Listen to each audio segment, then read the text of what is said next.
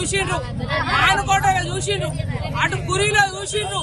ఎక్కడ చూసినా కూడా రైతన్నలు కూడా ఇవాళ యూరియా కోసం బిక్కున కూడా అందరూ కూడా తెల్లారుజామున 2 గంటల నుంచి కూడా వాళ్ళ పాస్ పుస్తకాలు వేసుకుని కూడా వాళ్ళ క్యూ లైన్ లో నిల్చుంటా ఉంటే ఈ కాంగ్రెస్ ప్రభుత్వం ఎటువంటి సోయి లేకుండా, ముందు చూపు లేకుండా, అవగాహన లేకుండా ఇవాళ రైతులందరినీ కూడా వాళ్ళ కోసం పెట్టించుకొని వాళ్ళ అవస్థ పుచ్చుకొని కనీసం యూరియా బస్తా ఇయ్యలేని చూస్తుంది ఈ కాంగ్రెస్ ప్రభుత్వం ఉంది. ఇవాళ రైతుల పక్షాన్ని అందరం కూడా ఇవాళ బీఆర్ఎస్ పార్టీ వాళ్ళకి వెన్నుదనుగా ఉన్నాం.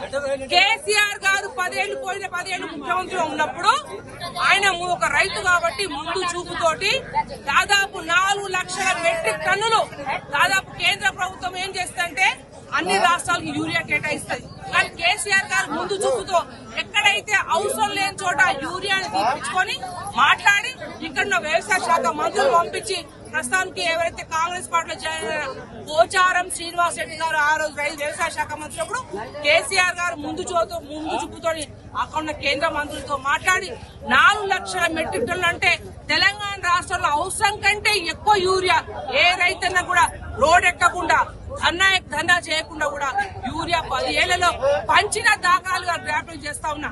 కానీ మార్పు అని కోరి ఇవాళ అనవసరంగా పొరపాటు చేసిన తర్వాత మా ఇవాళ ఆడబిడ్డలందరూ ఇవాళ మగవాళ్ళు లైన్లో ఉంటే ఇస్తారా ఇయ్యారో అని ఆడవాళ్ళందరూ కూడా ఇవాళ వంటలు చేయకుండా చంటి బిడ్డల్ని పాలియకుండా కూడా సందలు ఎత్తుకొని ఇవాళ క్యూ లైన్ లో నిల్చొని యూరియా బస్తాల కోసం వచ్చిందంటే కాంగ్రెస్ ప్రభుత్వం ఇవాళ రైతులను రోడ్డెక్కించి ఇవాళ దారుణమైన పరిస్థితి తీసుకొచ్చిందంటే ఇవాళ వాస్తవంగా ఈ కాంగ్రెస్ ప్రభుత్వం ముందు చూపు లేకపోవడం అని. ఇప్పుడు సెంటర్ దగ్గరకు వస్తే ఎస్ఐ గారు ఎంఆర్ఓ గారు వచ్చేమో గంటకు వస్తుంది, 2 గంటలకు వస్తుంది అంటే ఇంత అవగాహన లేదా? ఇవాళ భారతదేశంలోనే ఎక్కడ లేని విధంగా ఇవాళ వరి ధాన్యం పండుతుందంటే అది కేసీఆర్ వల్ల, కాళేశ్వరం వల్ల. మరి మీకు మన తెలంగాణలో ఎంత వరి పడుతుందో, ఎంత యూరియా ఉందో అవగాహన లేకపోతే మీరేం పాలిస్తారు? ఇవాళ మీరు ఏం పనిచేస్తారు? మీరు చెప్పిన హామీలు ఒకటి ఇయ్యలే, కనీసం యూరియా బస్తా ఇయ్యలే. మొన్న ఎంత విచిత్రం అంటే ఇనుగుర్తులో ఒక శోభన ఒక పిల్లగాడు వాళ్ళ తమ్ముడు వాళ్ళ దోస్తు పుట్టినరోజుకి యూరియా బస్తా గిఫ్ట్ కి ఇచ్చిందంటే ఇంత దారుణ పరిస్థితి ఇవాళ తెలంగాణ రాష్ట్రంలో ఎక్కలేదు. కానీ మానుకోట జిల్లాలో నలుమూలన ఏ సెంటర్ లో పోయినా కూడా ఆడబిడ్డలు ఇవాళ లైన్ క్యూలు నిల్చుకునే దుస్థితి తీసుకొచ్చిందంటే ఈ కాంగ్రెస్ ప్రభుత్వం.